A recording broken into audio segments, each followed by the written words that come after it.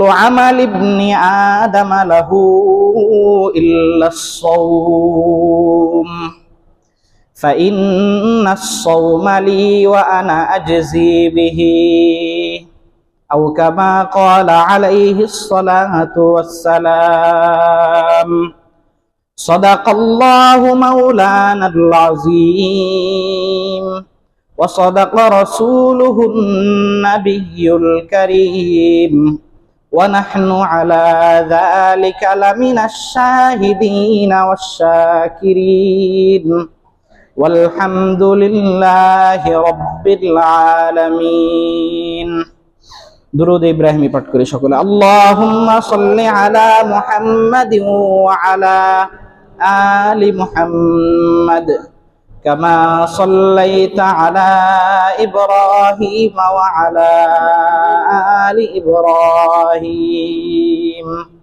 ইন্নাকা হামিদুম মাজিদ اللهم بارك على محمد وعلى آل محمد كما باركت على إبراهيم وعلى آل إبراهيم إنك حميد مجيد عشق محبوب خدا جس دل میں حاصل نہیں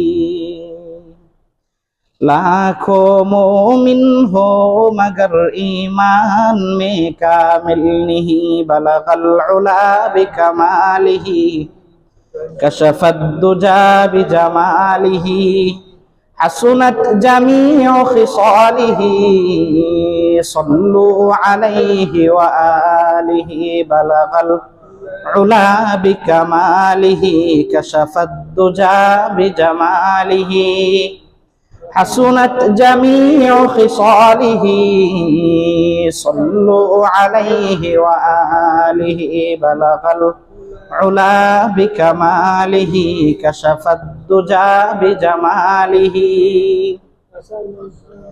حسنت جميع خصاله صلوا عليه وآله صلى الله عليه وسلم صلى الله تعالى عليه وسلم صلى الله تعالى عليه وسلم اللهم بارك لنا في رجب وشعبان وبلغنا رمضان اللهم بارك لنا في رجب وشعبان وبلغنا رمضان আলহামদুলিল্লাহ আল্লাহ পাক রব্বুল আলামিনের দরবারে অসংখ্য অগণিত শুকরিয়া যে আল্লাহ রব্বুল আলামিন আজকের এই পবিত্র জুমার দিনে আল্লাহর ঘর মসজিদে এসে সর্বাগ্রে হাজিরা দেওয়ার তৌফিক দান করেছেন। এজন্য সকলেই অন্তরের অন্তঃস্থল থেকে শুকরিয়া আদায় করে বলি আলহামদুলিল্লাহ। রমজান মাস একেবারেই আমাদের দোরগোড়ায় উপস্থিত, অত্যাসন্ন। দীর্ঘ 2 মাস আগ থেকে জুমার মিম্বরে সবসময় আমরা একটা দোয়া বলে আসছি, আল্লাহুম্মা বারিক লানা ফি রজব ওয়া শাবান ওয়া বাল্লিগনা রমাদান। আর বলা হবে না সামনে থেকে এই বছর। সময় কাঙ্ক্ষিত সময় আমরা চলে আসলাম। হিসাব সময় কাউন্ট হয়ে হয়ে মানুষের যখন একটা আকাঙ্ক্ষিত বস্তু, কাঙ্ক্ষিত অনুষ্ঠান সামনে থাকে, তো মানুষ সেটা সময় গুনতে থাকে। আপনারা দেখেন নাই গত মুজিব বর্ষ গেল যে আর মাত্র কয়দিন বাকি, 60 দিন বাকি, 59 দিন বাকি, 58 দিন বাকি। তা আল্লাহ তাআলা আমাদেরকে ওই যে শুরুতেই হায়াত চেয়েছিলাম আল্লাহর কাছে, আল্লাহুম্মা বারিক লানা ফি রজব ওয়া শাবান, রজব আর শাবান মাসে আপনি আমাদেরকে ভরপুর বরকত দান করেন। এরপর আল্লাহর কাছে চেয়েছিলাম ওয়া বাল্লিগনা রমাদান, রমজান পর্যন্ত হায়াতটাকে আপনি বাড়িয়ে দেন। হায়াতের 1 সেকেন্ড গ্যারান্টি আমাদের নাই। আমরা আল্লাহর কাছে আজও দোয়া করি, আল্লাহ তাআলা পূর্ণ রমজানটা আমাদের নসিবে ভাগ্যে জুটিয়ে দেন। এই রমজান আমাদের সামনে উপস্থিত। রমজানের কিছু প্রস্তুতি আছে, রমজানের কিছু করণীয় আমাদের আছে। রমজানের প্রস্তুতি কেমন হওয়া উচিত, করণীয় কি হওয়া উচিত, কিভাবে রমজান প্ল্যান সাজানো দরকার আমাদের, এই বিষয়টা বোঝার জন্য শুরুতে একটা জিনিস সংক্ষেপে বুঝি। আল্লাহ পাক পবিত্র কোরআনের মধ্যে বলেন, কুনতুম খায়রা উম্মাতিন উখরিজাত লিন-নাস। পৃথিবীতে শুরু থেকে নিয়ে অদ্য পর্যন্ত যত জাতি আল্লাহ রাব্বুল আলামিন সৃষ্টি করেছেন, আল্লাহ বলছেন কুনতুম খায়রা উম্মাহ, তোমরা নবী মুহাম্মদুর রাসূলুল্লাহ সাল্লাল্লাহু আলাইহি ওয়াসাল্লামের শেষ জমানার এই আখিরি উম্মত, তোমরা হচ্ছে শ্রেষ্ঠ উম্মত। আমরা কি শ্রেষ্ঠ উম্মত? ঘোষণাকার সরাসরি আল্লাহ, আল্লাহ পাক নিজে বলছেন। আচ্ছা, এবার শ্রেষ্ঠ উম্মত হলাম কিভাবে? একাধিক কারণে শ্রেষ্ঠ উম্মত হয়েছি। তার মধ্যে অন্যতম একটা কারণ হলো শ্রেষ্ঠ নবী আমাদের নবী, এজন্য আমরা শ্রেষ্ঠ উম্মত। আরেকটা কারণ সাইয়্যিদুশ শুহুর, সারা বছরের 12টা মাসের মধ্যে শ্রেষ্ঠ মাস রমজান মাস, পরিপূর্ণ ফজিলতের মাস। আল্লাহ রাব্বুল আলামিন ফজিলতের মাত্রাকে বৃদ্ধি করে দিয়ে আমাদেরকে দান করেছেন, শ্রেষ্ঠ উম্মত।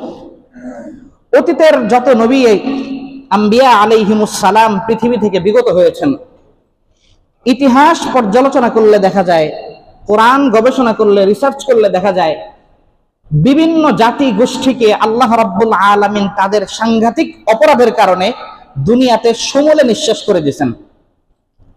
হযরতে নূহ আলাইহিস সালাতু ওয়াস সালাম যখন ওনার সম্প্রদায় আল্লাহ পাকের অবাধ্যতার চূড়ান্ত পর্যায়ে উপনীত হলো, আল্লাহ রাব্বুল আলামিন তাদেরকে সমূলে বন্যার প্লাবন দিয়ে, বন্যা দিয়ে ধ্বংস করে দিলেন। আদ, সামুদ, কওমে লূত, কওমে সালেহ, একেবারে ফেরেশতা লাহু সিত্তুমিয়াতি জানাহিন, জিব্রাইল ফেরেশতার মাধ্যমে পূর্ণ অঞ্চলটাকে 600 পরের সামান্য একটা পথ দিয়ে নিচে ঢুকায় দেওয়া হয়েছে। পুরা জনপদটাকে আকাশের সামনে উঠানো হইল, ওখান থেকে আবার আস্তে করে উল্টায় দেওয়া হলো। এগুলি কোনো কাল্পনিক কাহিনী না। পৃথিবীর এই সমস্ত স্পটগুলো অনেকে দর্শনার্থীরা গিয়ে দেখে আসে। আসলে গজবের এই সমস্ত জায়গাগুলো আনন্দের জন্য দেখতে যাওয়া ঠিক না, শিক্ষার জন্য দেখলে দেখা যেতে পারে। কিন্তু আমাদের নবীর উম্মত, আমাদের নবীজির ব্যাপারে একটা হাদিস, একটা বর্ণনা আছে। নবীজি সাল্লাল্লাহু আলাইহি ওয়াসাল্লাম একদিন বললেন, আল্লাহ পাক ওনার সামনে উদ্ভাসিত করলেন, ফারাআইতু মাশারিকাল আরদি ওয়া মাগারিবাহা, পৃথিবীর উত্তর মেরু থেকে দক্ষিণ মেরু, পূর্ব থেকে পশ্চিম পর্যন্ত পুরাটা এরিয়া আল্লাহর নবী সাল্লাল্লাহু আলাইহি ওয়াসাল্লামকে আল্লাহ তাআলা দেখিয়েছেন। দেখানোর পর নবীজি বলেন, আমি আমার উম্মতদেরকে দেখলাম, আমার উম্মতের রাজত্ব কতটুকু হবে পুরাটা আমি দেখলাম। নবী দেখে নিজের উম্মতের এরিয়া পুরাটা দেখার পর নবী আবেগ আপ্লুত হলেন। আবেগ আপ্লুত হয়ে আল্লাহর দরবারে দোয়া করলেন, ও আল্লাহ, আপনি আমার এই উম্মতকে সমূলে বিনাশ করে দিয়েন না। বিগত উম্মত কিন্তু বিভিন্ন অপরাধের কারণে সমূলে কি হয়েছে? ধ্বংস হয়েছে।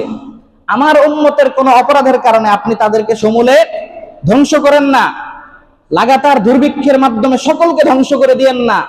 আমার উম্মত মুসলমান জাতিসত্তার বিরুদ্ধে অন্য কোন ধর্মাবলম্বীদেরকে এমন দানবীয় শক্তিতে আপনি আইনেন না যেখানে আমার উম্মত তাদের জুলুমের, নির্যাতনের, স্টিম রোলারের শিকার হয়ে সমূলে মুসলমান বিনাশ হয়ে যায়। এটা নবীজির দোয়া। এটা কার দোয়া? নবীজির এই দোয়ার বাস্তব প্রতিফলন দেখা গেছে মুসলমান পৃথিবীর ইতিহাসে মার খাইতে খাইতে কাহিল হয় নাই, কিন্তু কাফের মুসলিম মার দিতে দিতে কাহিল হয়েছে। কাশ্মীরে 70 বছরের স্বাধীনতা আন্দোলন, আসামের আন্দোলন বলবেন, আফগানিস্তানের আন্দোলন বলবেন, আমেরিকা রাশিয়া বাহিনীর আক্রমণ করতে করতে তাদের অর্থনীতি শেষ হয়ে যাচ্ছে, কিন্তু মুসলমান পৃথিবীর থেকে আজও মিটে যায়নি, আলহামদুলিল্লাহ। এবং দিন যত যাচ্ছে, প্রত্যেক পূর্ববর্তী দিনের তুলনায় পরবর্তী দিন মুসলমান পৃথিবীর জমিনে বেশি শক্তিশালী। একদিন এই বিশ্ব মুসলিম জাতিসত্তা পৃথিবীর দরবারে ঈমান, আখলাকে নববী, আল্লাহ নবীর আদর্শের উপর এসে সারা পৃথিবী নিয়ন্ত্রণ করবে। রাহমাতুল্লিল আলামিনের উম্মত আমরা মুসলিম সমাজ। এটা আল্লাহ নবীর শিক্ষা। আল্লাহ নবী রাষ্ট্রপ্রধান হয়ে উম্মতকে দেখিয়ে গেছেন। এই হচ্ছে ইসলাম পূর্ণাঙ্গ ধর্ম। বলছিলাম যে এই যে আল্লাহ নবী স্পেশাল দোয়া করলেন যে আমার উম্মতকে আপনি সমূলে ধ্বংস করে দিয়েন না, কুনতুম খায়রা উম্মত। এই যে আমরা খায়রা উম্মত, সর্বোচ্চ শ্রেষ্ঠ উম্মত হওয়ার অন্যতম একটা কারণ হলো রমজান মাস। কি মাস? রমজান মাস। এই রমজানের প্রস্তুতি আমাদের হওয়া দরকার। আমাদের বাড়িতে যখন কোনো মেহমান আসে, আমরা প্রস্তুতি নিই না তার জন্য? 1 নম্বর, বাড়ির পরিবেশটাকে সুন্দর করি, হ্যাঁ, আমার মেহমান আসলে সে কি কি খাবার আইটেম পছন্দ করে সেগুলি মজুত রাখার চেষ্টা করি। তাকে ভিআইপি একটা রিসেপশনের বন্দোবস্ত আমি করি। বিদেশ থেকে আসলে রাষ্ট্রীয় মেহমান হলে লাল গালিচার সংবর্ধনা দেওয়া, এরপরে ভিআইপি রিজার্ভ গাড়ি তার জন্য রেডি রাখা, প্রাইভেট কার রাখা। বিভিন্ন ভাবে আমরা আমাদের অতিথি মেহমানদেরকে রিসিভ করার জন্য উন্নত কোয়ালিটি সম্পন্ন যত ধরনের আয়োজন করা যায় আমরা কিন্তু করি। তদ্রুপ আল্লাহর নবী সাল্লাল্লাহু আলাইহি ওয়াসাল্লাম এই উম্মতকে রমজানকে রিসিভ করার জন্য, রমজানকে সাদরে বরণ করে নেওয়ার জন্য সারা বছর তো উদ্বুদ্ধ করেছেন স্পেশাল রজব শাবান, শবে বরাত, শবে মেরাজ, শাবান মাসের অধিকাংশ রোজাগুলো প্রত্যেকটা নামাজের পরে, প্রত্যেকটা নফলের পরে বারবার দোয়া শিখিয়েছেন, আল্লাহুম্মা বারিক লানা ফি রজব ওয়া শাবান ওয়া বাল্লিগনা রমাদান। রমজানের আলোচনা কি বেশি বেশি আল্লাহর নবী আমাদেরকে শুনিয়েছেন। এই রমজান যখন আমাদের সামনে উপস্থিত, আমাদের রমজানের মৌলিক বড় বড় করণীয়র মধ্যে অন্যতম করণীয় হচ্ছে রোজা। কি? রোজা আমাদেরকে আল্লাহ তাআলা ফরজ করেছেন আমাদের উপর। পবিত্র কোরআনের সূরাতুল বাকারার আয়াত, ইয়া আইয়ুহাল্লাযীনা আমানু কুতিবা আলাইকুমুস সিয়াম কামা কুতিবা আলাল্লাযীনা মিন ক্বাবলিকুম লাআল্লাকুম তাত্তাকুন। আল্লাহ রাব্বুল আলামিন পবিত্র কোরআনের সূরাতুল বাকারার মধ্যে ইরশাদ করেন, ইয়া আইয়ুহাল্লাযীনা আমানু, হে ওই সকল বান্দারা যারা আমি রবের উপর ঈমান এনেছো। কাদেরকে বললেন? আল্লাহর বান্দা সকলকে বলছেন না ঈমানদারদেরকে? ইয়া আইয়ুহাল্লাযীনা আমানু, হে ঈমানদার বান্দারা, কুতিবা আলাইকুমুস সিয়াম, তোমাদের উপর আমি রব্বুল আলামিন রমজানের রোজাকে ফরজ করে দিলাম। রমজানের রোজাকে আল্লাহ পাক কি করলেন? ফরজ করে দিলেন। এবার বলেন, নামাজ পড়া, কোরআন তেলাওয়াত করা, সাধ্য অনুযায়ী দান সদকা করা, এগুলি থেকে রমজানের রোজা রাখাটা তুলনামূলক একটু বেশি কঠিন। একটু বেশি কি কঠিন? এই কঠিনটা বান্দার উপর যিনি মানসিকভাবে চাপ না হয়, এজন্য আল্লাহ সান্ত্বনা দিয়ে বলছেন, কামা কুতিবা আলাল্লাযীনা মিন ক্বাবলিকুম, ও বান্দারা রমজানের রোজাকে ফরজ করলাম, মনে কষ্ট নেওয়ার কোনো কারণ নাই। তোমাদের পূর্বের বিগত উম্মতদের উপরও আমি রব্বুল আলামিন রোজা ফরজ রেখেছিলাম। বিগত উম্মত যারা, তাদেরকেও আমি রব রোজা দিয়েছি, এটা তোমাদের জন্য নতুন কোনো বোঝা আমি চাপিয়ে দিলাম, ব্যাপারটা এরকম না। ডাক্তারের কাছে রোগী যায় না, পেশেন্ট যখন যায়, চিকিৎসা যদি স্বাভাবিক হয় ওখানে কি আর সান্ত্বনা দেওয়ার দরকার হয়? রোগী গেছে, ওকে সিনকারা সিরাপ লিখে দিয়েছে, মজা মিষ্টি সিরাপ। ডাক্তার কি বলবে, হ্যাঁ বাবা সিনকারা খাও, এটা খাইলে অনেক লাভ, তোমার আগে ও খাইছে ও খাইছে। রোগী তো বলে যে আমি তো এটা নিয়ে কোনো টেনশনে নেই, আমি তো আরো খুশি হয়েছি যে সিরাপ লিখে দিয়েছেন, আমি এখন সিরাপটা খাবো। কিন্তু সান্ত্বনা দেয় কখন? যখন ইনজেকশন দিবে অথবা অপারেশন, তখন বলে যে না সমস্যা নেই, অবশ করা হবে, দেখো ওর অপারেশন হয়েছে, কোনো সমস্যা তো হয় নাই, সান্ত্বনা দেওয়া হয়। তা আল্লাহ পাক আমাদেরকে সান্ত্বনা দিলেন যে রোজা পূর্ববর্তী উম্মত রেখেছে, তোমাদের উপর রোজাকে ফরজ করা হলো। এরপর রোজার একটা মৌলিক উদ্দেশ্য আল্লাহ তাআলা এই আয়াতের মধ্যে বলেন, লাআল্লাকুম তাত্তাকুন। রোজার উদ্দেশ্য আল্লাহ কি বললেন? যাতে করে তোমরা মুত্তাকি হতে পারো। কি হতে পারো? মুত্তাকি। মুত্তাকি মানে কি? আল্লাহকে সবচেয়ে চলতে ফিরতে উঠতে বসতে সর্ব অবস্থায় ভয় করে চলে, ভয় করে যাবতীয় অন্যায় অনাচার থেকে, পাপ থেকে বিরত থাকে, এমন ব্যক্তিকে মুত্তাকি বলা হয়। এমন ব্যক্তিকে কি বলা হয়? আল্লাহ কিন্তু এই আয়াতের মধ্যে বলতে পারতেন যে তোমাদের উপর রোজাকে ফরজ করলাম যাতে তোমরা জাহান্নাম থেকে বেঁচে জান্নাতে যাও। কথা তো ঠিক আছে, জাহান্নাম থেকে বেঁচে জান্নাতে যাও, এই কথা বলছেন এখানে। তোমাদের উপর রোজাকে ফরজ করলাম যাতে তোমরা শ্রেষ্ঠ উম্মত হিসাবে বেঁচে থাকতে পারো, কথা তো ঠিক আছে। কিন্তু এই কথা আল্লাহ এখানে বলছেন? এখানে বলেন নাই। এখানে কি বললেন? এখানে বললেন যাতে তোমরা মুত্তাকি হতে পারো, আল্লাহকে ভয় করনেওয়ালা হয়ে যেতে পারো। আল্লাহকে ভয় কিভাবে হয়? বলে যে আল্লাহকে ভয়ের সবচেয়ে উত্তম প্র্যাকটিস, আল্লাহকে ভয়ের সবচেয়ে উত্তম অনুশীলন হচ্ছে রোজা। আমি যে নামাজ পড়ি, এই নামাজের মধ্যে কিন্তু আমার অন্তরের নিয়তের মধ্যে গড়মিল থাকতে পারে। হতে পারে সামনে নির্বাচন, নামাজ বেশি পড়লে মানুষ আমাকে নেককার মনে করবে, ভোট বেশি দিবে, হতে পারে না? এই যে নামাজের নিয়তের মধ্যে গড়মিল, অথবা ছাত্র নামাজ পড়তেছে উস্তাদের ভয়ে, উস্তাদ মার দিবে, অথবা লোকে ভালো বলবে, যে কোনো একটা উদ্দেশ্য থাকতে পারে। কিন্তু সেজন্যই শরীয়ত বলছে যত আমল করবা আমল হইতে হবে কার জন্য? আল্লাহর জন্য, ইখলাসের সাথে হইতে হবে। কিন্তু রোজা পৃথিবীতে একটা মাত্র একটা মাত্র ইবাদত, যে ইবাদত লোক দেখানোর জন্য করা যায় না। যে ইবাদত কি? লোক দেখানোর জন্য। এই রোজা সেই রাখতে পারবে যার শতভাগ আল্লাহর উপর ঈমান, আস্থা এবং বিশ্বাস থাকবে। কারণ আমি বাহ্যিকভাবে সাহারি করলাম, বাহ্যিকভাবে আমি কিছু খেলাম না, বাহ্যিকভাবে আমি ইফতার করলাম, কিন্তু গোপনে গোপনে যখন ওযু করি, ওযু করার সময় কুলির পানি নিয়ে 3 ভাগ ফেলে দিলাম, 1 ভাগ ভিতরে গেলে ফেললাম, কেউ দেখবে? কেউ তো দেখবে না। গোপনে তো আমি খেতে পারবো, কিন্তু ওই সময় আমি যদি অর্ধেক পানি খেয়ে ফেলি অথবা 3 ভাগের 1 ভাগ পানি খেয়ে ফেলি, আমার রোজা হবে? কথা বলেন, বুকে হাত দিয়ে বলেন, রোজা হবে? অতএব পুরা পৃথিবী যেখানে দেখে না, সিসি ক্যামেরাও যেখানে দেখে না, আপনি কুলির জন্য পানি নিলেন, পানি তো পূর্ণটা আপনি ফেলে দিলেন না, কতটুকু দিলেন, এটাকে আরেকজন মাপতে পারবে? আপনি হালকা করে গিলে ফেললেন, কেউ দেখবে? তাহলে ওই সময়ও কেউ না দেখার পরও আপনি যে বিরত থাকলেন পানিটা না খেয়ে, কাকে বিশ্বাস করে? কাকে ভয় করে? আল্লাহকে ভয় করে। এই জন্য আল্লাহ বলেন রমজানের রোজা, এই দীর্ঘ 1 মাস রোজা রাখার ফলে তোমাদের দিলের মধ্যে, অন্তরের মধ্যে এমন একটা প্র্যাকটিস, এমন একটা অনুশীলন হবে যে এই 30 দিন এই অনুশীলন দিয়ে বছরের বাকি 11 মাসও তুমি সেই অনুশীলনের উপর নির্ভর করে তুমি আল্লাহকে ভয় করে চলতে পারবে ইনশাআল্লাহ। এই হচ্ছে আল্লাহর কোরআনের মর্ম। রোজা কেন ফরজ করা হয়েছে? বলে যে লাআল্লাকুম তাত্তাকুন, যাতে করে তোমরা কি হও? মুত্তাকি হও, আল্লাহকে ভয় করনেওয়ালা হয়ে যাও। এবার আসেন রোজার ফজিলত।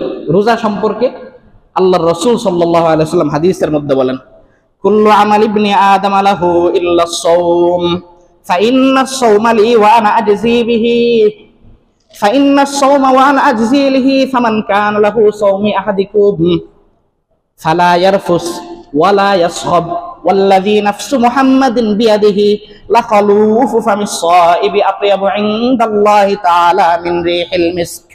আল্লাহর নবী বলেন, ও আমার উম্মতেরা, ভালো করে মনে রাখো, তোমরা বনি আদম যত ইবাদত গুলি তোমরা করো, নামাজ পড়ো, এই নামাজটা তোমার, যাকাত দাও, এই যাকাতটা তোমার, ভালো কাজ করো, সৎ ব্যবহার করো, এই আমলটাও তোমার, ইল্লা সাওম, একমাত্র রোজা এমন একটা আমল যেই আমল শুধুমাত্র আমার।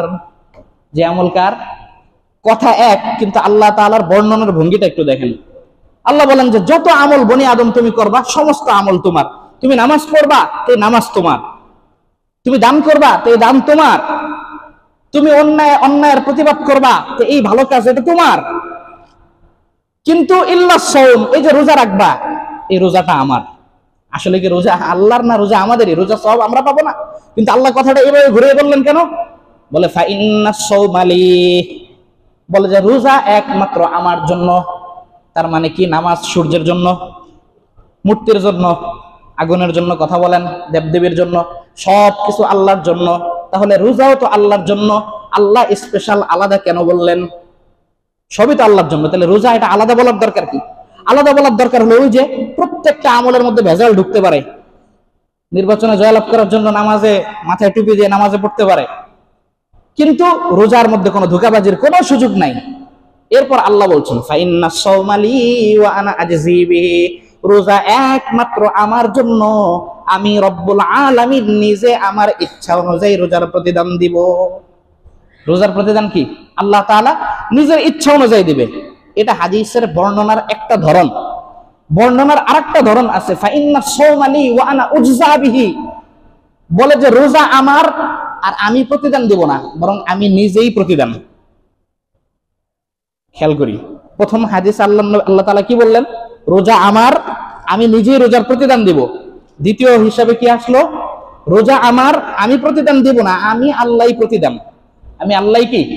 অর্থাৎ মানলাহুল মাওলা ফালাহুল কুল। সারা দুনিয়া যদি তোমার বিরুদ্ধে চলে যায়, এক আল্লাহ যদি তোমার পক্ষে থাকে, পৃথিবীর কেউ তোমার বাঁকা লোম সোজা করতে পারবে না। क्या डर है अगर सारे जहां मेरे मुखालिफ, क्या डर है अगर सारे जहां मेरे मुखालिफ, काफी है अगर एक खुदा मेरे लिए है, সারা পৃথিবী তোমার বিরুদ্ধে গেল, তোমার একটা বাঁকা লোম সোজা করতে পারবে না যদি আল্লাহ তোমার পক্ষে থাকেন। আল্লাহর নবী রাহমাতুল লিল আলামিন আমাদেরকে সুসংবাদ দিয়ে বলেন, ও আমার উম্মতেরা, রমজানের রোজাগুলোকে যদি এইভাবে অবলম্বন করতে পারো, আল্লাহ পাক হাদিসের মধ্যে বলেন ওই রোজাদারের ফজিলত আমি আল্লাহ তার হয়ে যাব। ওই রোজাদারের ফজিলত কি? আমি আল্লাহ নিজেই তার হয়ে যাব। এই হচ্ছে রোজার ফজিলত। এই রমজান মাসের আরেকটা ফজিলত, এই রমজান মাসের আরেকটা ফজিলত দেখেন, আমাদের কোম্পানিগুলির মধ্যে বিভিন্ন অফার দেয় না? একটা গোড়া সাবানের প্যাকেট কিনতে যাবেন, ঋণ 1 কেজি কিনবেন তো দেখবেন একটা প্লাস্টিকের বালতি ধরাই দিয়েছে, বলে এটা আপনার জন্য ফ্রি। কোম্পানির পক্ষ থেকে কি একটা লুডুসের প্যাকেট কিনবেন, একটা বাটি ফ্রি দিবে না? তদ্রুপ আল্লাহ তাআলার একটা নীতি আছে। আল্লাহ তাআলার কি একটা নীতি আছে।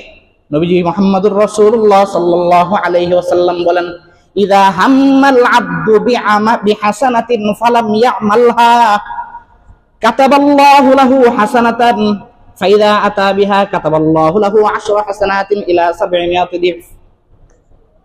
আল্লাহর নবী একটা মূলনীতি উম্মতকে বলেন, আল্লাহ বান্দার প্রতি কত দয়াশীল। আমরা যখন দুনিয়ায় একটা নেকির কাজ করব, কথা বলেন, একটা নেকির যখন নিয়ত করব, কাজটা করব না, আল্লাহর সাথে সাথে একটা সওয়াব লিখে দিবেন ফেরেশতাদের মাধ্যমে। একটা ভালো কাজের নিয়ত করছে, একজন বৃদ্ধ লোক ওখান দিয়ে যাচ্ছে, তার বোঝাটা অনেক ভারী, গাড়ির জন্য অপেক্ষা করছে, আমি দৌড়ে গেলাম যে গাড়ি আসার আগে তার বোঝাটা আমি একটু বহন করে থাকি, তার কষ্টটা একটু কম হলো। নিয়ত বলে যে বান্দা নিয়ত করার সাথে সাথে, যে কোনো নেক আমলের নিয়ত করার সাথে সাথে আল্লাহ তাআলা অটোমেটিক একটা সওয়াব লিখে নেন। এরপর কোনো কারণে যদি আপনার ওই কাজটা মিস হয়ে যায়, আপনি দৌড়ে গেছেন তাকে সাহায্য করার জন্য, কিন্তু এর আগেই আরেকজন এসে তাকে সাহায্য করে ফেলছে, তাহলে আপনার মিস হয়ে গেল না?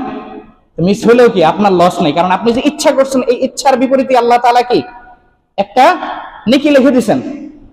এরপর নবীজি বলেন, ফাইদা আতা বিহা, আর যদি আল্লাহর পক্ষ থেকে তৌফিক পেয়ে সেই ওই আমলটাকে করে ফেলে, আল্লাহর পক্ষ থেকে তৌফিক পেয়ে যদি সেই আমলটা করে, কাতাবাল্লাহু লাহু 10 হাসানাত, আল্লাহ তাআলা ওই একটা নেক আমলের বিনিময়ে তাকে 10টা নেক আমলের সওয়াব দান করেন। কয়টা দিলেন? 10টা। আমি আপনি করলাম কয়টা? একটা। এই কথা শুধুমাত্র নবীজির হাদিস না, যদি বিশ্বাস না হয় কোরআন উল্টান। আল্লাহর নবী সাল্লাল্লাহু আলাইহি ওয়াসাল্লাম উম্মতদেরকে কোরআন তেলাওয়াত করে শুনিয়েছেন, মান জাআ বিল হাসানাতি ফালাহু 10 আমসালিহা ওয়া মান জাআ বিস সাইয়্যাতি ফালা ইউজা ইল্লা মিসলাহা ওয়া হুম লা ইউজলামুন। আল্লাহ তাআলা স্বয়ং কোরআনের মধ্যে বলেন, ও আমার বান্দারা ভালো করে শুনে রাখো, তোমাদের মধ্যে কেউ যখন একটা মাত্র নেকির কাজ করবে, ফালাহু 10 আমসালিহা, আমি রব তাকে 10 গুণ সওয়াব বাড়িয়ে দিব। একটা আমল করলে কি 10 গুণ সওয়াব। এরপর আল্লাহ তাআলা আয়াতে আবার বলেন, ওয়া মান জাআ বিস সাইয়্যা, আর যে ব্যক্তি একটা খারাপ কাজ করবে, হিসাব অনুযায়ী উচিত তো ছিল একটা খারাপ কাজ করলে 10টা খারাপ কাজের গুনাহ লিখে দিবেন আল্লাহ তাআলা, তাই না? হিসাব তো এরকমই হওয়ার কথা ছিল। আল্লাহ বলেন, ফালা ইউজা ইল্লা মিসলুহা, আমি রব কেবলমাত্র একটা খারাপ কাজই তার আমলনামায় লিখবো, 10টা এখানে লিখবো না। আর নবীজির ওই হাদিসের দ্বিতীয় অংশে বলা আছে, ওয়া ইযা হাম্মা আবদি বিসাইয়্যাতিন ওয়া লাম ইয়ামালহা লাম ইয়াকতুবহা, আমার বান্দা যখন কোনো খারাপ কাজের নিয়ত করে, আল্লাহ তাআলা ফেরেশতাকে বলেন স্টপ, লিখো না। নেক কাজের নিয়ত করার সাথে সাথে আল্লাহ একটা লিখে দিয়েছেন, করার পর 10 গুণ। খারাপের বেলায় নিয়ত করার সাথে সাথে আল্লাহ বলে স্টপ, লেখার দরকার নাই। না করলে আলহামদুলিল্লাহ, যখন করে তখন কি আবার 10টা লিখে দেন না একটা? এই যে ফজিলতের কথাটা বললাম বোঝার জন্য, এই যে ফজিলত, যে নেক কাজের নিয়ত করলে 1 নেকি, আর করে ফেললে 10 নেকি। খারাপ কাজের নিয়ত করলে গুনাহ লেখা হয় না, করে ফেললে একটাই লেখা হয়। এটা হলো সারা বছরের, এটা সারা বছরের নিয়ম। এটা কি সারা বছরের নিয়ম এটা। এবং কি হাদিসের মধ্যে এটাও আছে, আল্লাহ তাআলা করে ফেললে যে 10 গুণ দেন, এটা বাড়াতে বাড়াতে 27 গুণ হয়, 700 গুণ হয়। এরপরও ইসলামের কথা, আল্লাহু ইউদাইফু লিমান ইয়াশা, আল্লাহ অন্তরের কোয়ালিটি সম্পর্কে যার ব্যাপারে যতটুকু জানেন তাকে ওইভাবেই আল্লাহ বাড়ায় দিতে থাকেন। তবে এই ফজিলতটা সারা বছরের। রমজানের ব্যাপারে একটা হাদিস আছে, সহিহ ইবনে খুজাইমার মধ্যে আছে, বাইহাকির মধ্যেও বর্ণনা আছে, হাসান লিগাইরিহি, হাদিস ইবরতের জন্য যথেষ্ট। নবীজি বলেন, মান তাকাররাবা ফীহি বিখাসলাতিন কানা কামান আদ্দা ফারিদাতান সিওয়া। পয়গম্বর আরবি মুহাম্মদুর রাসূলুল্লাহ সাল্লাল্লাহু আলাইহি ওয়াসাল্লাম বলেন, ও আমার উম্মতেরা, রমজান মাস যখন তোমাদের দোরগোড়ায় উপস্থিত হয়, যখন রমজান তোমাদের মধ্যে আসে, তোমাদের আমলের কোয়ালিটি সব এত বাড়তে থাকে। আল্লাহর নবী বলেন, নফলগুলো ফরজের সমান, নফলগুলো ফরজের সমান, ফরজগুলো ওয়ামান আদ্দা ফারিজাতান কানা কামান আদ্দা 70 ফারিজাতান ফিমা সিওয়া। আর যে ব্যক্তি একটা মাত্র ফরজ আদায় করবে, আল্লাহ তাআলা তাকে 70টা ফরজের সওয়াব দান করবেন। তাহলে রমজান আমাদেরকে কি দিল? বলে যে নফল যা আছে, নফল তো একেবারে সর্বশেষ স্তরে, তাই না? দেখেন, অনেকে আমরা নফলকে অবহেলা করি, যে আগে ফরজ, এরপরে ওয়াজিব, এরপরে সুন্নতে মুআক্কাদা, এরপরে স্বাভাবিক সুন্নত, এরপরে মুস্তাহাব, মুস্তাহসান, এগুলিরে নফলের কাতারে ধরে। যাই হোক, স্বাভাবিকভাবে ফিকহের ইসতিলাহ ওইভাবে বোঝার দরকার নাই, চতুর্থ স্তরে, তাই না?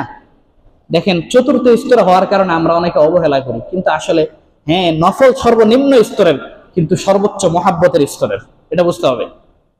ফরজ এটা তো আমার করতেই হবে, ফরজটা তো আমি আল্লাহর ভয়ে করব, আর নফলটা ওটা আল্লাহর ভয় না, ওটা আল্লাহর মহাব্বতে হয়।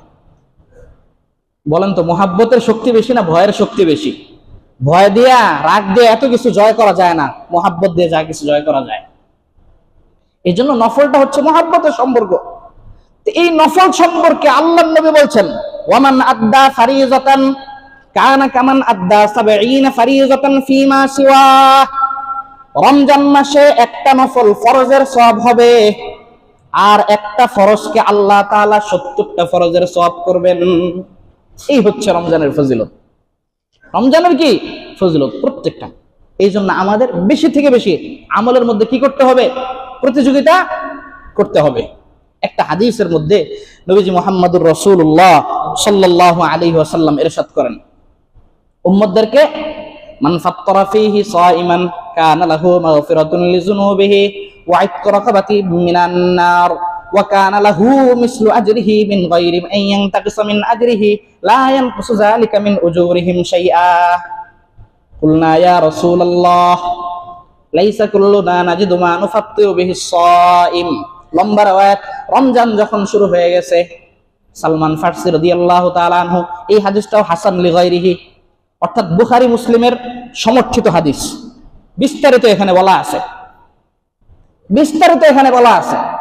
ফজিলতগুলো আল্লাহর নবী একটা একটা করে কি বলছেন, কি বলছেন দেখেন। একটা হাদিসের মধ্যে বুখারীর বর্ণনায় আসছে যে ইযা কানা আউয়ালু লাইলাতিন মিন শাহরি রমাদান, নবীজি বলেন, ও আমার উম্মতেরা, যখন রমজানের প্রথম রাত তোমাদের সামনে উপস্থিত হয়। ইযা কানা আউয়ালু লাইলাতিন মিন রমাদান, রমজানের প্রথম রাত তোমাদের উপস্থিত হয়। আরবিতে রাত আগে আসে, কথা বলেন। আরবিতে কি আসে? চাঁদ উঠলে চাঁদের সাথে হিসাব। ইংরেজি তারিখ পরিবর্তন হয় রাত 12টার পর থেকে, আর আরবি তারিখ কিসের পর থেকে? হ্যাঁ, রোজার মাগরিবের যে সূর্য অস্ত যায় তখন থেকে। এই হচ্ছে রমজানের প্রস্তুতি। এই যে আমরা যে রমজানকে রিসিভ করতে প্রস্তুত কিনা দেখেন। একটা কথা বললে তো মনে হয় কষ্ট নেবেন অনেকেই। বলেন তো, এটা রমজান, এই যে আমরা মেহমানকে, ভিআইপি মেহমানকে যে রিসিভ করি, তার ডেটটা আমাদের জানা থাকে না? যে আমার অমুক মেহমান বিদেশ থেকে অমুক দিন আসবে, নাকি ডেট না জেনে আপনি বাসায় আপনার মতো থাকতে থাকেন, সে এসে বলে আমি ফোন দিছি যে আমি আসছি, এয়ারপোর্ট থেকে আমাকে রিসিভ করো। এটা কি কাঙ্ক্ষিত মেহমানের কদর হলো, মূল্যায়ন হলো? কে কে বলতে পারবো আমরা যে আরবি এটা কত হিজরি? সবাই তো ইংলিশটা স্পষ্ট বলবে এটা 2025। আরবি হিজরি কেউ বলতে পারবো? এই যে রমজান রিসিভ করার জন্য কত হিজরির মধ্যে আছে আমরা? 1400 কত, 31, 32, 37, 48 না কোনটা? পারবো না, অনেকেই পারবো না। এই হচ্ছে আমাদের রমজানের প্রস্তুতির অবস্থা। রমজানের প্রস্তুতি মন থেকে নিতে হবে, মন থেকে, যে আমার তারিখ কবে কি। আমাদের প্রস্তুতি তো এমন হয়ে গেছে ভাই, রমজানের প্রস্তুতি হ্যাঁ নিছি মানে পুরা রমজান সকাল 8টা থেকে নিয়ে একদম রাত্রে তারাবির নামাজ বাদ দিয়ে 10টা পর্যন্ত মার্কেট দোকান বুকিং দিছে, ওখানে আমি পার্ট টাইম ডিউটি করবো। এগুলো প্রস্তুতি। এবছর পেঁয়াজের দাম কম আছে, এই জন্য পেঁয়াজ স্টক করার দরকার নাই, তবে ছোলা কিনে রাখছে 5 কেজি। এগুলো হলো আমাদের প্রস্তুতি। মনের প্রস্তুতি দরকার রিসিভ করার জন্য। প্রস্তুতি নিতে নিতে যখন আমরা কাঙ্ক্ষিত সময় উপস্থিত হলাম, তখন নবীজি বলছেন, ইযা কানা আউয়ালু লাইলাতিন মিন রমাদান, রমজানের প্রথম রোজা যখন সামনে আসলো, প্রথম রাত চলে আসলো, অর্থাৎ শাবান মাস শেষ হলো, রমজানের চাঁদ আসলো, আল্লাহর নবী পয়গম্বর আরবি মুহাম্মদুর রাসূলুল্লাহ সাল্লাল্লাহু আলাইহি ওয়াসাল্লাম বলেন, সুফিদাতিশ শায়াতিন ওয়া মারাদাতুল জিন। রমজান যখন আসলো আল্লাহ পাক সমস্ত শয়তানদেরকে শিকল দিয়ে বেঁধে ফেললেন। সমস্ত শয়তানদেরকে আল্লাহ কি করলেন? শিকল দিয়ে বেঁধে ফেললেন। এরপর ওয়া মারাদাতুল জিন, দুষ্ট জিনগুলোকেও আল্লাহ তাআলা বেঁধে ফেললেন। দুনিয়াতে আমাকে আপনাকে অপকর্মের জন্য কে ধোঁকা দেয়? শয়তান। কথা বলেন। দেখেন একটা জিনিস বুঝতে হবে, শয়তান তিন প্রকার। কয় প্রকার? তিন প্রকার। দুই প্রকারের শয়তান বাধা হয়, একটা বাধা হয় না। এক নম্বর শয়তান হলো মানুষ শয়তান। মানুষ শয়তান, মানুষ শয়তান মানে মানে একটা মানসিক একটা শয়তান। একজন লোক আমার হাত দিয়ে টান দিয়ে কয়, মোহাম্মদ ভাই আসেন বিড়ি খেয়ে যাই। এই যে আমার যে বিড়ি খাওয়ার দাওয়াত দিল, কে দিল? শয়তান এসে দিচ্ছে না, একটা জলজন্ত মানুষ। মানুষ টান দিয়ে আমার বিড়ির দাওয়াত দিছে। যারা বিড়ি খাই কষ্ট নেন না, অন্যায় তো অন্যায়, শুধরে যাওয়ার চেষ্টা করবো ইনশাআল্লাহ। তাহলে এই যে আমাকে যে কুমন্ত্রণা দিল, এটা আমার নফসের মধ্যে আসে না, ডাইরেক্ট আমার স্পষ্ট দাওয়াত দিছে, চলেন জুয়া খেলি, চলেন একটু মদে টান দিই। এগুলো মানুষ শয়তান। আর একটা হচ্ছে জিন শয়তান। কি শয়তান? ওটা আমরা দেখি না, অদৃশ্য বাতাস। হ্যাঁ, এই হচ্ছে জিন শয়তান, যেটা আমাদেরকে ওয়াইন্না শাইতানা লা ইয়াজরি মিনাল ইনসানি মাজরাদ দাম। হাদিসের মধ্যে আল্লাহর নবী সাল্লাল্লাহু আলাইহি ওয়াসাল্লাম বলেন, শয়তানকে এমন পাওয়ার আল্লাহ তাআলা দিয়েছেন যে মানুষের যে মাজরাদ দাম, রক্ত যে প্রবাহিত হয়, সেই রক্তের রাস্তায় রাস্তায় ঘুরতে পারে, শিরায় উপশিরায় ঘুরে। এ হচ্ছে দ্বিতীয় শয়তান। আর একটা হচ্ছে নফসের শয়তান, মানুষের মন, মানুষের যে আত্মা, কুপ্রবৃত্তি, খারাপ কুপ্রবৃত্তি যেখান থেকে জাগ্রত হয়, এই মনটা হলো আর একটা শয়তান। তো এই জন্য আল্লাহ তাআলা জিন শয়তান যেটা আছে আমাদেরকে ওটাকে আটকায় ফেলেন। কিন্তু রমজান আসার পরে অনেকেই দেখি দোকানের মধ্যে লাল কাপড় টানায়, ভিতরে ভিআইপি মেহমানদারি চলে। হয় না? এগুলি তো আমাদের সমাজে নাই, তাই না? নাই, একটু পুত পবিত্র বাংলাদেশ আমাদের। এই হচ্ছে একটা অবস্থা। এটা কেন? ওই শয়তানকে তো আল্লাহ তাআলা শৃঙ্খলিত করে ফেলছেন। এটা কেন? বলে এটা ওই যে নফসের শয়তান আর হচ্ছে মানুষ শয়তান, এই দুই জিনিসের ধোঁকা। এই জন্য রমজান মাসেও যারা আমরা অন্যায় কাছ থেকে বিরত থাকতে পারবো না, মুসলমান পায়ে হাত দিয়ে বলি বড় সাবধান, শয়তান কিন্তু বন্দী। এরপরও আমি আপনি অন্যায় করছি মানে, তাহলে বুঝেন আমি শয়তানের বড় গডফাদার, শয়তানের চেয়ে বড় জন আমি। এই জন্য আল্লাহ রাব্বুল আলামিন আমাদের আত্মার সংশোধন হওয়ার তৌফিক দান করুন। নবীজি এই হাদিসের মধ্যে বললেন, সুফিদাতিশ শায়াতিন ওয়া মারাদাতুল জিন, সমস্ত শয়তানগুলোকে আল্লাহ পাক বন্দী করে ফেলেন। ওয়া গুল্লিকাত আবওয়াবুন নার ওয়া লাম ইফতাহ মিনহা বাব। এরপরে আল্লাহর নবী বলেন, জাহান্নামের সমস্ত দরজাগুলোকে বন্ধ করে দেওয়া হয়। ওয়া লাম ইফতাহ মিনহা বাব, সমস্ত দরজাগুলো বন্ধ, ঠিক একটা দরজাও জাহান্নামের খোলা রাখা হয় না। জাহান্নামের একটা দরজাও কি খোলা রাখা হয় না। কে বলছেন? আমি আপনি? হ্যাঁ, নবী বলছেন। এরপর বলেন, ওয়া ফুতিহাত আবওয়াবুল জান্নাহ ওয়া লাম ইউগলাক মিনহা বাব, জাহান্নামের একটা দরজাও খোলা রাখা হয় না। সমস্ত দরজাগুলো যেমন বন্ধ করে দেওয়া হয়, তদ্রুপ বিপরীতে জান্নাতের সমস্ত দরজাগুলোকে খুলে রাখা হয়, একটা দরজাও বন্ধ করা হয় না। একটা দরজাও কি বন্ধ করা হয় না। এরপরে হাদিসের মধ্যে নবীজি বলেন, ওয়াল্লাযী নাফসু মুহাম্মাদিন বিয়াদিহি, ওই রবের শপথ যেই রবের কাছে আমার সত্তা, নাফসু মুহাম্মাদিন বিয়াদিহি, যে রবের হাতে আমার প্রাণ, কসম করে বলতেছেন, লা খালুফু ফামিস সাইম আতিয়াবু ইনদাল্লাহি তাআলা মিন রিহিল মিস্ক।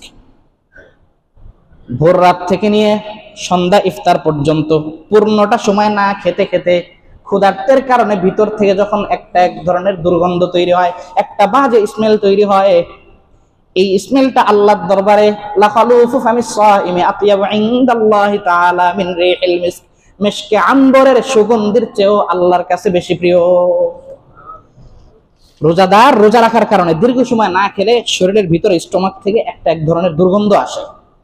বলে যে এই দুর্গন্ধটা আল্লাহর কাছে অনেক প্রিয়, এটা মুহাব্বত। প্রিয় মানে বাস্তবতায় আমরা রূপ নিব না, এটা মুহাব্বতের আতিশয্য বোঝানো হয়েছে এখানে।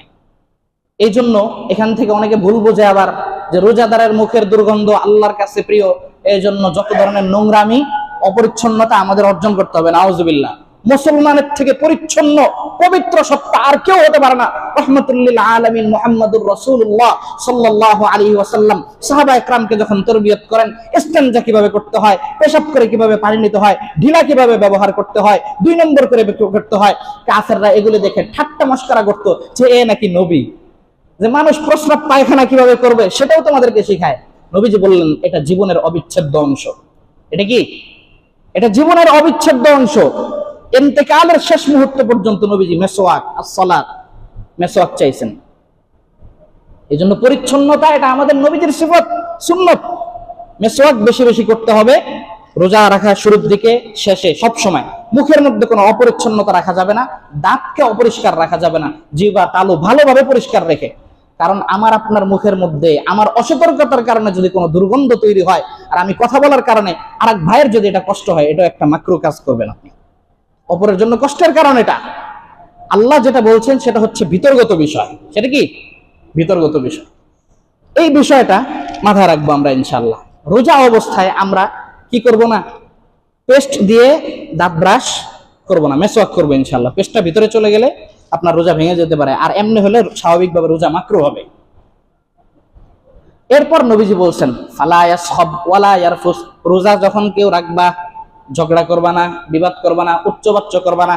কেউ যদি তোমাদের সাথে এসে ঝগড়া শুরু করে ফাকুল্লাহু ইবনি সাইম, তাকে বলে দাও ভাই আমি রোজাদার, আমার সাথে গঞ্জাম করো না।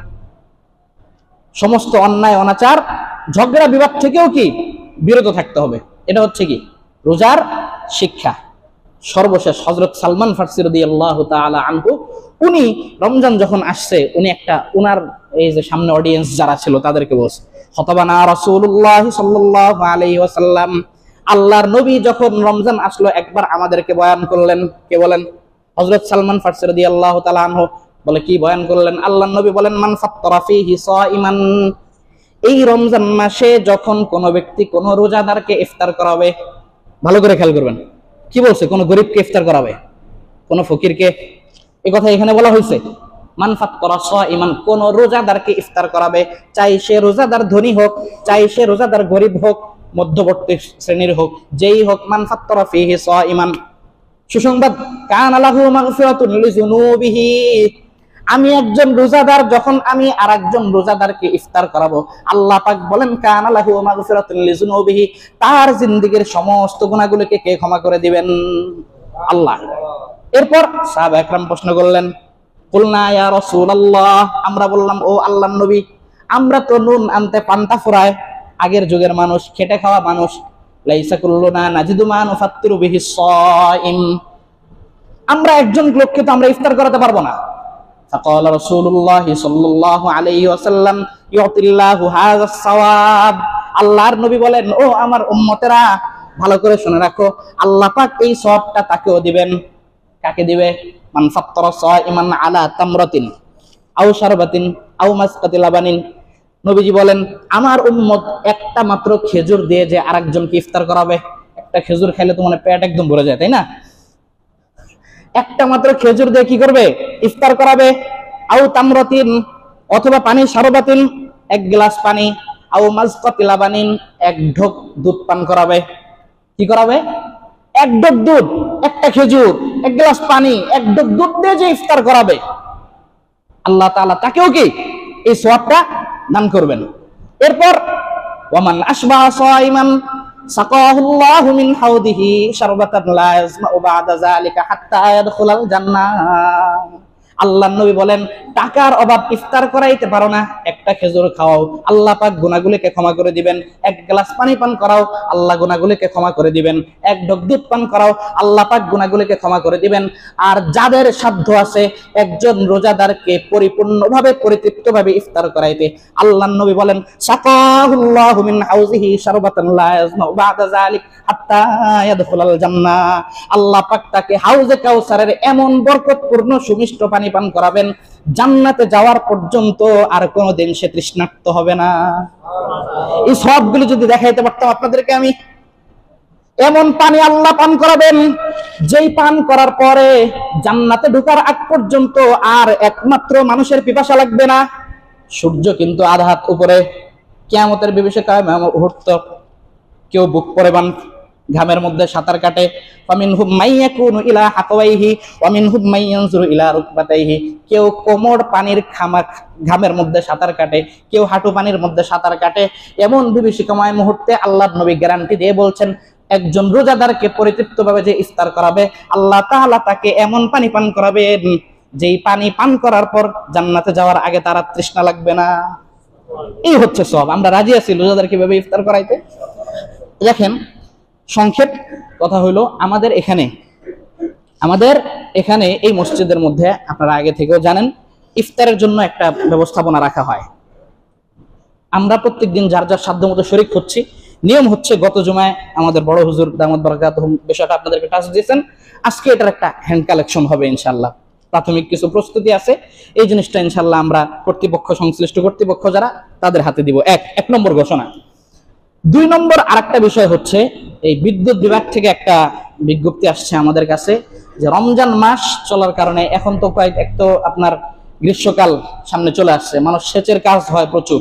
এখন এই রমজান মাসে আমাদের বিদ্যুতের ক্ষেত্রে একটু মিতব্যয়ী হতে হবে। এসি 25 ডিগ্রির নিচে আমাদের নেওয়ার দরকার নাই, এবং এটা মসজিদ, আপনার বাসা বাড়ি সব জায়গার মধ্যে আমরা বিদ্যুতের ক্ষেত্রে মিতব্যয়ী হব। একটা বাতি আমার বেশি ওয়াট না লাগাইলেও চলে, সেখানে অল্প ওয়াটের বাল্ব ব্যবহার করলাম, হ্যাঁ। আর অযথা বাতি লাগিয়ে রাখবো না, বাতি জ্বালিয়ে রাখবো না। দিনের বেলা আমাদের স্বাভাবিক যে আলো, এই আলো দিয়ে আমরা চলার চেষ্টা করবো ইনশাল্লাহ। এটা কি বিদ্যুৎ বিভাগের বিজ্ঞপ্তি? ঠিক আছে, কিন্তু বিজ্ঞপ্তিটা আল্লাহর পক্ষ থেকে, কোরআনের বিজ্ঞপ্তি। ইন্নাল মুবাজ্জিরিনা কানু ইখওয়ানাশ শায়াতিন। আল্লাহ বলেন অপচয়কারীরা হচ্ছে শয়তানের ভাই। এটা কোরআনের কথা, শুনতে যতই খারাপ লাগবে, যে শয়তানের ভাই বলে দিলেন একেবারে। আল্লাহর কোরআন, প্রত্যেকটা জিনিস আল্লাহর নিয়ামত। এই জন্য এগুলি ব্যবহারের ক্ষেত্রে আমাদের কি হতে হবে? মিতব্যয়ী হইতে হবে।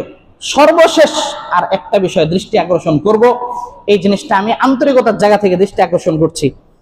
রমজান মাস, তারাবি আছে না আমাদের? তারাবি কি আমাদের আছে? আমরা তারাবি পড়বো ইনশাআল্লাহ। আমরা কি তারাবি পড়বো? তারাবির মধ্যে কোরআন তেলাওয়াত আমরা করব। তবে আমি অনুরোধ করবো আপনাদের কাছে, আমরা কেউ অল্প তারাবি পড়ে চলে যাবো না, আমরা 20 রাকাত পড়বো ইনশাআল্লাহ। আমরা কি ইনশাআল্লাহ 20 রাকাত করে তারাবি পড়বো। কারণ আল্লাহ নবী সাল্লাল্লাহু আলাইহি সাল্লামের হাদিস আমি আপনি বেশি বুঝি না সাহাবায়ে কেরামের জামাত বেশি বুঝে? হযরত ওমর রাদিয়াল্লাহু তাআলা আনহুর ইজমা, সর্বসম্মত সম্মিলিত সিদ্ধান্ত 20 রাকাত তারাবি। 8 রাকাত তারাবি যারা পড়ে, 8 রাকাত তারাবি, যেহেতু তারাবি পড়াটা কি খারাপ কাজ না ভালো কাজ? ভালো কাজ না? যেহেতু পড়ে, ওনাদের প্রতি আমরা শ্রদ্ধা রাখি, মহাব্বত রাখি, ভালোবাসা রাখি। তবে দোয়ার খোলা আছে, যদি ব্যাপারটা আপনি বুঝতে চান। এখানে আমি দলিল ভিত্তিক আলোচনা করলে আপনারা বুঝবেন না, স্বাভাবিক। একজন ডাক্তার যখন আমার উপর তার শাস্ত্রীয় আলোচনা আমার সাথে শুরু করবে, আমি হুজুর কিছু বুঝবো না। এখানে একটা জিনিস বুঝি, 8 রাকাতের পক্ষে যে দলিলগুলো বলা হয়, এই হাদিসের টেক্সটটা খেয়াল করি। মা কানা রাসূলুল্লাহ সাল্লাল্লাহু আলাইহি ওয়াসাল্লাম ইয়াজিদু ফি রমজান ওয়া ফি গায়রিহি। আল্লাহর নবী রমজান এবং রমজানের বাহিরে 11 রাকাতের বেশি পড়তেন না। খেয়াল করেন, আল্লাহর নবী রমজান এবং রমজানের বাহিরে 11 রাকাতের বেশি পড়তেন না। ঘটনা কি? 11 থেকে আসলো? বেতের সহ। বেতের নামাজের ক্ষেত্রে নিয়ম হলো, বেতের নামাজ পড়ার উত্তম টাইম শেষ রাত, সবসময় সারা বছর। তবে আমরা এশার পরে সাথে সাথে পড়ে ফেলি। কিতাবের মধ্যে লেখা আছে, লিমান ইয়াসিকু বিল ইনতিবা, যে ব্যক্তি শেষ রাত্রে উঠে তাহাজ্জুদ পড়তে আস্থা আছে যে আমার মিস হবে না, সে বেতের পরেই পড়বে, তাহাজ্জুদ পড়ে। কিন্তু যার এই আস্থা থাকে না, সে শুরুতেই বেতের পড়ে চলে যাবে। তা আল্লাহ নবী সাল্লাল্লাহু আলাইহি ওয়াসাল্লামের কি আস্থা ছিল না? নবীজির সর্বোচ্চ আস্থা ছিল। এবং তাহাজ্জুদ, এই তাহাজ্জুদ এত দামি নামাজ, এটা সারা বছর।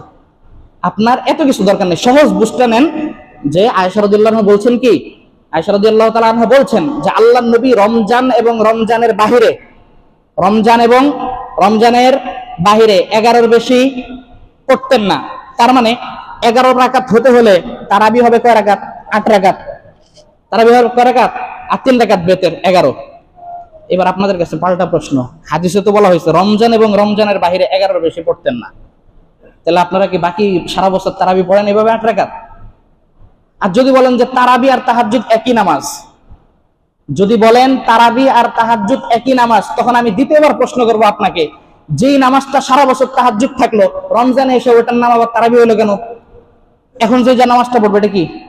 জুমার নামাজ। এখন যে নামাজটা পড়বে এটা কি? জুমার নামাজ। আচ্ছা, এই যে প্রথম রমজানে, আগামী রমজানে সামনে যে নামাজটা পড়বো, ওটার নাম কি বলেন?